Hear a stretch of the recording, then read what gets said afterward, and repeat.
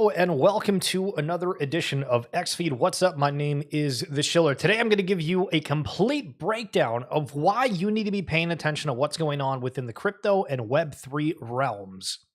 Some of the smartest individuals you will ever meet. They're building some of the craziest stuff, and you are actually able to watch it from inception.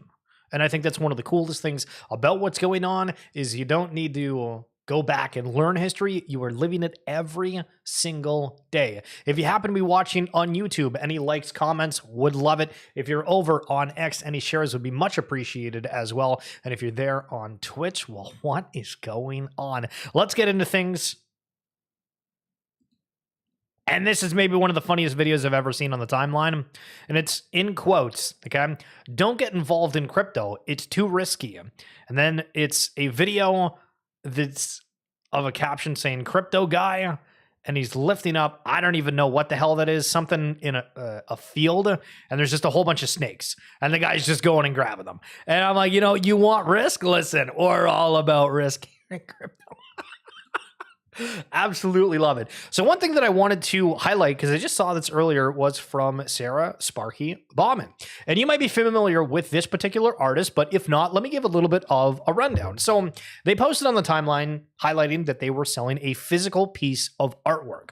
So I gallivanted along being like, how do we find this? Okay, boom.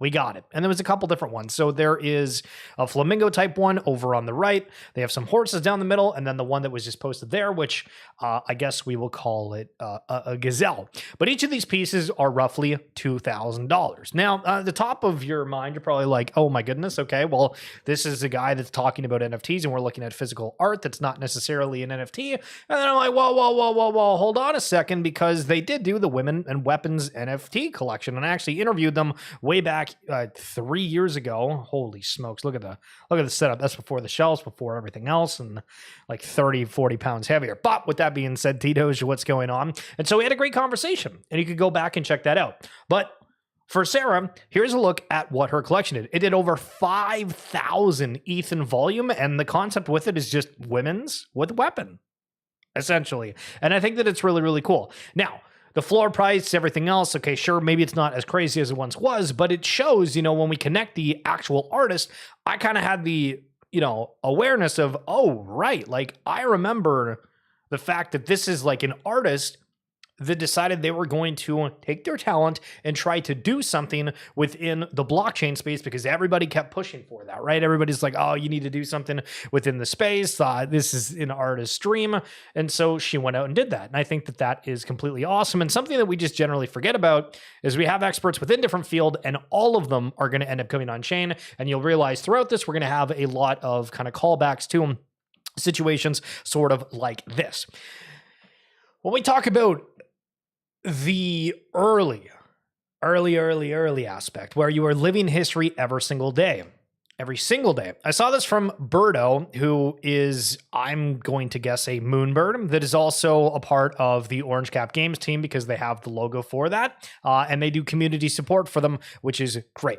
Now, ignoring the fact that this is somebody that's associated with the team, anyone could go out and do this right now because this guide, it says Vibes Trading Card Game Collector's Guide. Now, if you're not familiar with what's going on, you're able to learn about this. Now, ignore the fact that this is about vibes. Put in anything else that maybe you care about personally a little bit more. And can think, all right, anytime they launch a game, anytime they launch an event of some sort, it literally doesn't matter. There can be content that's created around it, giving a new passion, a new way for people to, cover. And I think that that's really, really exciting. And we should see more of that. Yo, Hoonsy, what's going on? The Good Vibes Club. This was a TV ad made by Google. So the people that are behind some of these collections have insane resumes, insane backgrounds, all the other stuff. And so Good Vibes Club was a collection that came out, and they were partnered with like a fair amount of people. And then it came out that they were working with OpenSea. But before they got into the Web3 space, they're actually working with Google, Meta, and a bunch of other big brands. So this is actually an ad that was created by somebody who has an NFT collection. So I want you to watch the ad and say, you know what? I want to be connected to what this team can produce. iPhone? Oh, hi, Pixel. Yeah. Is everything okay? Oh, sure. I'm just having trouble teaching my chickens to sing. Teaching your chickens to sing? Yeah, like you. Like me? You showed me that video where you taught your chickens to sing. Wait, this one? Your eyes shine brighter than the morning dew. Yeah. iPhone. What? I made that in Gemini. No way. Yeah, I can generate videos of just about anything. Wait. Did you also use Gemini to make that video of turtles running an investment bank? Yeah, that was Gemini too.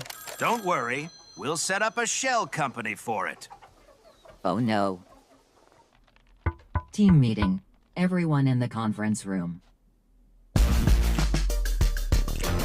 All right, so there's an idea. There's a phone ad. So would you say to yourself, you know what? All right, that sounds kind of cool. Well, maybe I want to have a part of what the team is building for the future. Well, then you could go out and buy Good Vibes Club. But let me change it to just a little bit different of a POV. So imagine that you're finishing school and you're sort of connected to the Web3 realm and you're like, you know, I want to do something that's creative, but I don't really know. Do I want to do writing? Do I want to do animation? Where exactly can get my foot in the door? Now, apart from going to teachers, classes, whatever else, well, what if you were to go out and buy one of the Good Vibes Club NFTs and then just trying to hit up the team being like, hey, I'm not asking for you to hire me or anything, but is there a way that I can learn a little bit behind the scenes, or is there connections, or can you guys teach me a little bit here? I'm an eager student and I really want to, you know, figure this out. And you guys seem to have like a crazy resume. I would bet you a decent amount. If you hold one of their collections, which is only one, so not collections, but collection, and you went to them asking that question, I genuinely think they would give you the time of day. And I don't know how many other areas you'd be able to do that. You go out and buy like a Pokemon product, you're going to be able to talk with the team? No. But still, I love it. So this Punkster, it's a new token that has come out that is having an interesting dynamic where any buys and sells, there is a tax on each transfer, and from that tax, they use it to go and buy a CryptoPunk and then immediately list it at 1.2x the floor. Now, the great thing about content creation and the fact that everybody's doing everything is I don't actually have to explain this in detail because Karma here has done just that. We probably won't watch the whole video, but here's an idea of why you might have seen a whole bunch of conversations around this new CryptoPunk-based token on the timeline. GM, I'm obsessed with punk strategy, so that's what I want to explore today. It's an experimental project by TokenWorks, with Adam being the creator, and Punk Strategy is a spin on token treasury company with a twist. The token Punk Strategy has a 10% tax on both buys and sells, and those fees minus a 20% team cut accumulate in ETH until there is enough to buy CryptoPunks. Currently, the protocol holds 6 punks already, these right here, and is already 13% towards the buy of a 7th one. And this is honestly rising very quickly as I make this video. So let's have a look at the token itself. It's currently at 16 million market cap. And you might be asking yourself, like, why is it trading at such an insane premium to the underlying assets? I mean, free punks are worth like maybe 1.3 million at the moment at the current floor. And the reason is, you are not really speculating at the value of the underlying asset treasury. You are speculating at the deflationary design of the token itself. So both punks are listed at 1.2x off the floor. And once they sell, the money from those sales is going to be used to buy and burn the punk strategy token. So that's, that's the buying pressure that people are speculating on. Okay, so you get the kind of idea with it, but again, very cool that we're seeing some sort of experimentation with it. We used to complain about having 10% royalties on any NFT marketplace, so now that it is 10% plus the team fees and whatever else for the token, yeah, I don't know how long that's going to be a thing that people love, but the aspect that it also counts as you're selling, so even if it goes down, I think there was a post earlier of how that token was going down, but there was so much traded that like they had enough to buy another punk. It's kind of hilarious that way. And look, more content creation. And so the example that this person had, who is Ryan C. Smith, they have a video here that's labeled "Everyone Will Ape: How to Use Your ApeCoin." And this is obviously hiding what's going on with ApeCoin, ApeChain. And I think these basic videos that are giving quick examples or whatever are absolutely needed, and just love seeing them on the timeline. I don't want to go like in depth on it because it's not going to be for everyone, similar to like that punk story. But again, the content creation, the people that are around and doing stuff, it's fun. Coinbase saying, yes, Base Network is exploring a network token, but has no definitive plans. We're exploring how a network token could help us accelerate our joint mission. And on the topic of everybody TGEing and everything under the sun, well, not shocking that they want to have another token. Josh Ong, MoonPay's on a roll. We're excited to share that MoonPay has acquired Messo to help us build crypto's largest global payments network. Ali Agariza and Ben Mills will be joining our team as new CTO and SVP of product. Let's get to work. Big headlines every single day. OpenSea, we're waiting to find out what the hell's going on with their voyages, if we're getting an airdrop, and if Foonsy's taking me out to dinner. Truest. So they've spent $1 million to buy a whole bunch of NFTs, along with buying Optimism and Arbitrum tokens straight up. But a Mutant Ape Yacht Club, a Chromie Squiggle, a Moonbird, Azuki, Lil Pudgy, Doodles. Apparently this is only day one, so expect much, much more. But very curious what the lead up to OpenSea's token is. Do we have a big liquidity event that goes into altcoins? Is it going into NFTs? Is it getting completely taken out of the ecosystem as a whole? What does that look like? And another big sale on the Pokemon side of things, a Charizard sold for $641,000. It was a 1996 Pokemon Japanese basic, no rarity symbol, hollow foil number 6 Charizard PSA 10.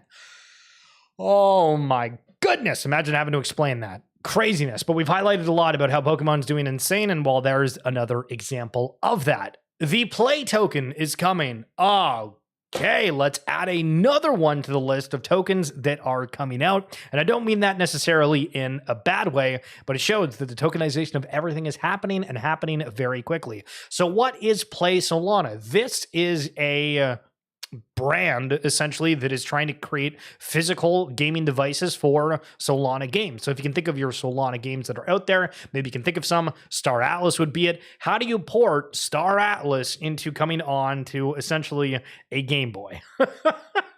That's kind of what it is. Now, does Star Atlas actually go out and do that? Probably not. It's going to be like more specific games that could, be altered into a handheld device, maybe a smidge easier than that, but I did happen to interview the Play Solana co-founder, Jay, not that long ago. Would love for you guys to check that out. Again, the link's in the description down below, but here's a quick clip from that episode. Starting to get there, and the fact for you guys with having this device, how is it for onboarding other games? Is it something where you're trying to reach out to anybody that has games on Solana to try to get them to port it to this device, or what does the behind the scenes look like? So we have a lot of support from gaming teams right from the beginning. So we've been working with different teams for a while now for there to adapt their game to the device. We built a Unity SDK, which any Unity-based game can quickly adapt to the PSG-1. I don't know exactly, but less than an hour for sure. And we just launched Playgate, which is a platform where you can just apply to have your game pre-installed on the PSG-1 on the first day. Devs are reviewing game on a case-by-case basis, and the best ones will be for sure pre-installed on the device. So having games pre-installed on the device that you buy is very interesting because, again, think about it. Right now, you go and buy an Xbox game, you buy a Nintendo game. Sure, they have the online stores that you're able to take advantage of, but generally speaking, you're able to go to like a Walmart or some store and purchase the physical copy of it, which I think is very interesting. And that's not the same case for something as niche of a device like this. Now, on the flip side, if you think about how, if you're wanting to become a game developer of some sort, where are you going to go? Are you going to try to create like a PC game, get on Steam, try to go that indie route? Are you going to hopefully get signed by Sony or Microsoft to create a game specifically for Xboxes, PlayStation? Are you going to go to Solana, the foundation for Solana, and say, we're going to create a game? Do you have any funding? Do you go to Play Solana that's doing a mobile device and try to say, hey, do you guys have any extra funding for bootstrapping games? What does it look like to get on there? And what realm's better? I mean, a lot of people argue, doing the Steam thing is kind of like the the traditional route, but does that change with the optionality and the openness of what's going on here with blockchain gaming? We've highlighted Disney Pinnacle and how they've done pins. Well, they are not the only ones in the pin game now. mBits coming out with their own variation of pins. And there's multiple different ones. The first series is called The World Is Yours with the set Tokyo. And it's got just a couple of different characters within it. And so maybe you look at that and say, that's cool. I don't really care. That's fine. But what if this was a brand or something that you liked? Did you watch any of the NFL games yesterday? And what if this was, pins that are just moving around but represented your favorite team? And just anytime you see that logo, you're like, yes, I love it. Or it's a TV show that you watch. Maybe you're a big fan of The Simpsons. Imagine if Simpsons came out with this sort of stuff.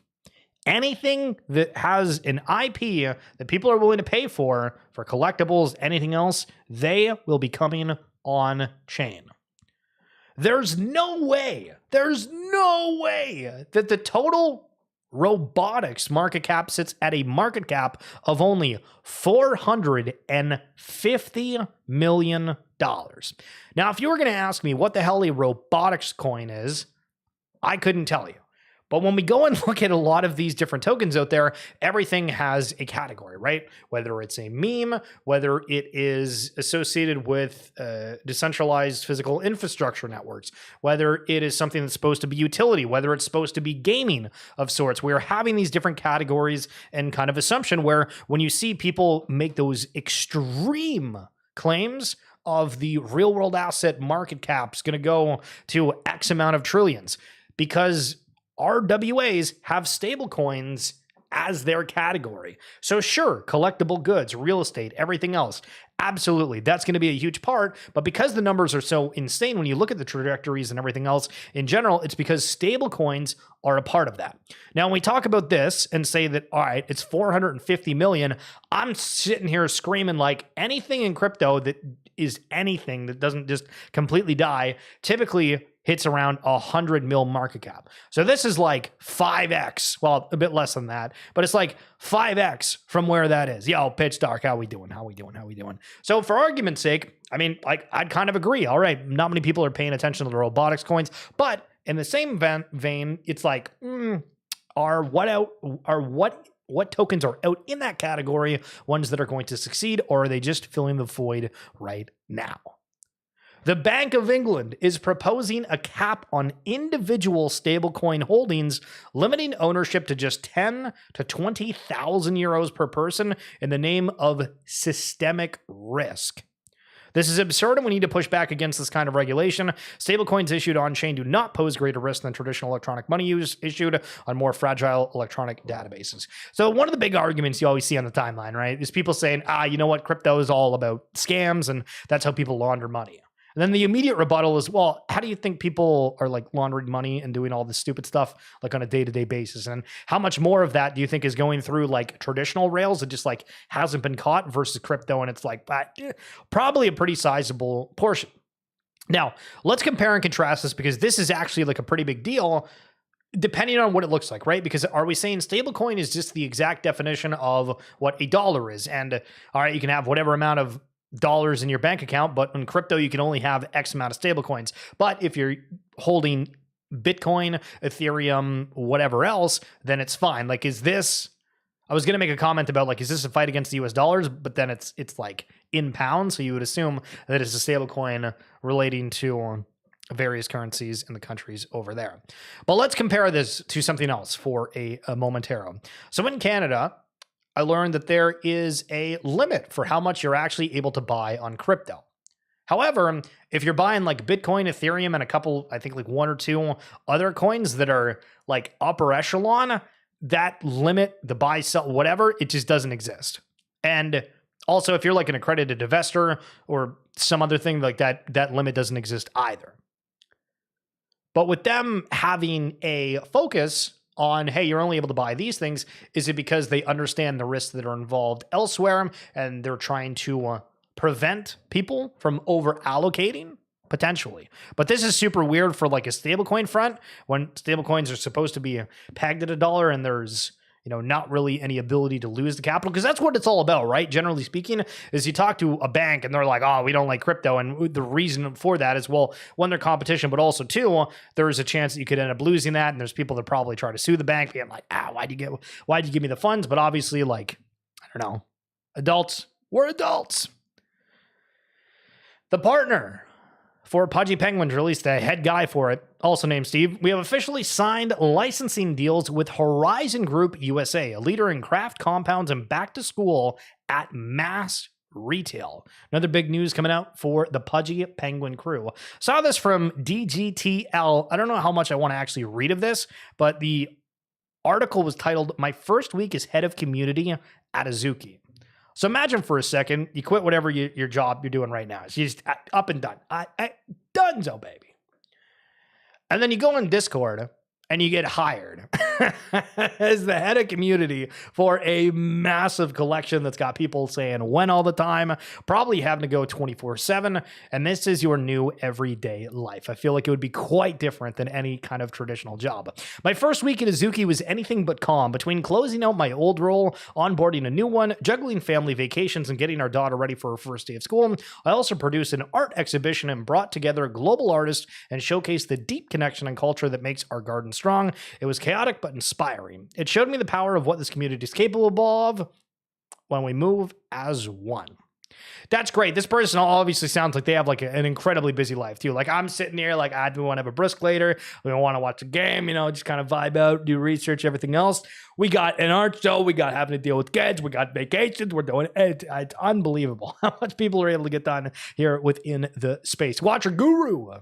Just in, SEC Paul Atkins, the chair, says they will start issuing warnings before taking aggressive enforcement actions against companies. I would absolutely love to redo history and see what that would look like. Stoner Cats, if you've not seen, this is a animation that had Gary Vee, Chris Rock, Vitalik Buterin, a whole bunch of like very notable celebrities. That was also included and like produced by Mila Kunis and Ashton Kutcher. The SEC went after them for like several $1 million, even though they were like one of the only collections that actually fully produced everything that they had said. Now, we can pause and say Ashton Kutcher came out and said, we're going to refund gas fees for people, because this was back when every NFT mint had a gas war. You had to pay hundreds, if not thousands of dollars. Well, it ranged from anywhere from like $50 to several hundred to, in extreme cases, thousands of dollars. And then people were just like cranking the fees. It's insane to think about back in the day. But they're meant like, there was certain teams that kind of circumvented that and figured it out. I mean, Pixel Vault was one of them, definitely an innovator within that space. But they came out and said, hey, like, we're going to refund that. So not only did they refund people for the gas fees, they were then charged by the SEC, and they were one of the only people that actually like fully delivered everything they said. So what would that series look like now if the previous administration hadn't done what they did? And very like this is massive headlines, hearing that they're just going to give warnings to people before having the enforcement, because before it was like you're just done. So every single week there is a new topic on the timeline. Super Bowl, good afternoon, how we doing? Sup. And over the past 24-ish hours, Pump.fun has taken completely over the timeline. And what's happened is people have realized you can go on a streaming platform that they have over there, and people watch the stream. They buy a token, you can launch it, and that's it. Alex Becker, the big YouTuber, did one earlier, and I think that it went to like 15 or 25 mil market cap, which is crazy. And back to my point of, hey, there's some very, very tiny ones that are going on right now. You know what I mean? And so Franklin, who from all reports before, I think this is somebody that actually worked at NASA, but Franklin also was somebody who played with like massive leverage. So for Bored Apes, I think that they had like 100 at a time. They were using loans. They were buying other stuff. They were flipping, buying and selling, and they were doing it in like a very hilarious way where they would go and buy something that's like $100,000 and then sell it for like a $5 profit.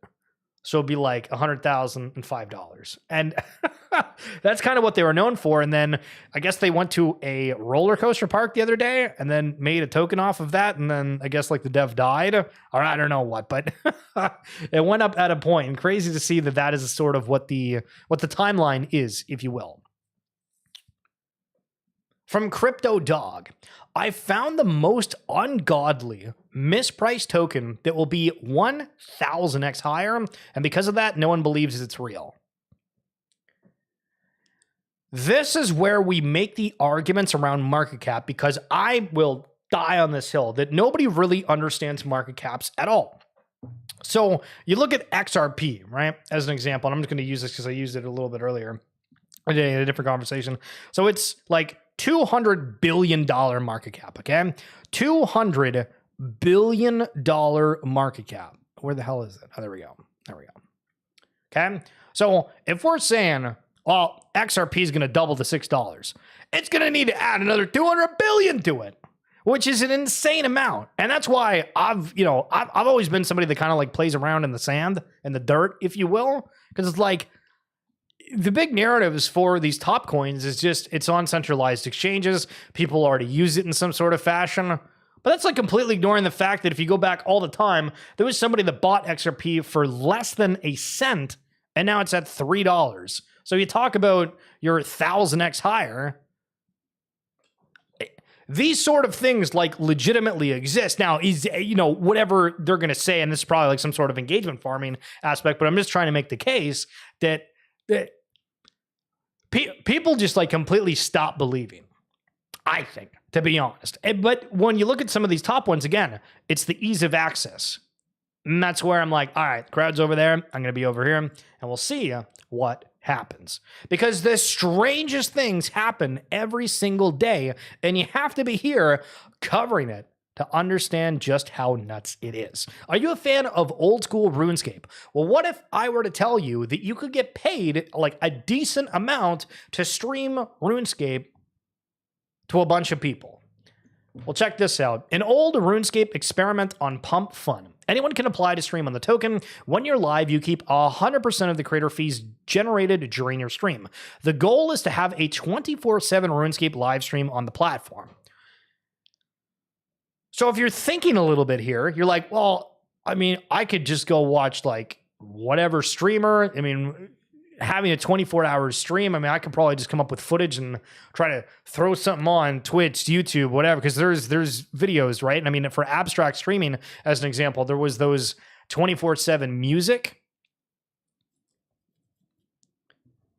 live streams. You could probably do, it's probably not that hard to put together one that'd be 24 hours for RuneScape. You need to record for, a month, whatever, and just redo that, add some more to it. But they're trying to bring a specific cluster of people, which I play RuneScape, right? So I'm like sitting here like, oh, that sounds kind of interesting. And they're wanting to have a permanent run on that platform. Now, does this also help RuneScape itself? Because it's got different attention to it in a weird way? I mean, I don't know. But you could have people that first introduction to the RuneScape game is through a crypto token that somebody has created in that sense. And it's hilarious to look at. Oh, and what's more hilarious, it came out at $543,000 market cap. So there's genuine interest in what's going on there, which I think is just absolutely bonkers. As is this. I predict the Destin Rivals booster box will be back to $210 to $240 by next year. Okay, so that was their prediction. Apparently, right now, though, it's $400. And they're saying for a 2-month-old box, it's unsustainable. So Pokemon is literally just, it's mooning. I don't know how else to say that. Pokemon as a whole is completely mooning. And what happens when people say, all right, we've made so much on this, where else are we going to look? Is it going to be other trading card games? Is it going to be other Pokemon collectibles? Is it going to be an entire different industry as a whole? The idea, people come into money, what do they do with it? Doesn't open see have something going on today's Treasury or something? So we covered that a little bit earlier, and to give kind of the TLDR of it, they purchased a Mutant Ape Yacht Club, they got an Azuki, they got a little Pudgy, they got a whole bunch of the parallel avatars and a couple of the other side plots. They also bought a bunch of Arbitrum and Optimism tokens. It was about 1 million. I don't know if today was straight up 1 million or if they're just saying we're going to have 1 million within their prize pot. We're still trying to see what exactly the new Voyages look like. We're supposed to have those caskets or whatever they call a little bit later today. So yeah, we'll cover it and see what happens. But that's going to be it for this edition of XFeed. I don't know if anybody else has anything you want to bring up or discuss. But T-Doge, I appreciate you coming through like every stream and sharing. Absolute godsend. Hoonsy as well. A little bit tough though, Hoonsy, because listen, I messaged, I should say. And I told you, Xander and I wanted to have the Hoonsy carry and clash, and then we got rolled 0-3 on Saturday, and then we went 2-1 and lost in the finals yesterday. And that's because Vincent wanted to swap me off jungle and put me top, and then he went jungle, and then I performed, and nobody else performed. Unreal. Unorn did the most damage. But I like a lot. Anyway. Pitch Dark, appreciate you coming through in Super Bowl as well. Thank you guys so much for watching. Again, if you want to have more content, I've been uploading a whole bunch of shorts on YouTube. So if you're like, you know what, I don't have time for this amount, head over to the shorts feed. You'll see an ungodly amount of things. If you're watching on X or in the description down below on YouTube, you'll be able to find the link for the RWA SegMints Podcast. Do you want to hear from some of the sharpest minds in the space, see what they're doing, hear about the physical Game Boy device that's specifically for Solana, how many other things are going to be coming out? It's all about having that perspective, that knowledge, and hopefully I can share a little bit of that with you as I'm learning as we go. Thank you for tuning in. I will see you tomorrow. Peace.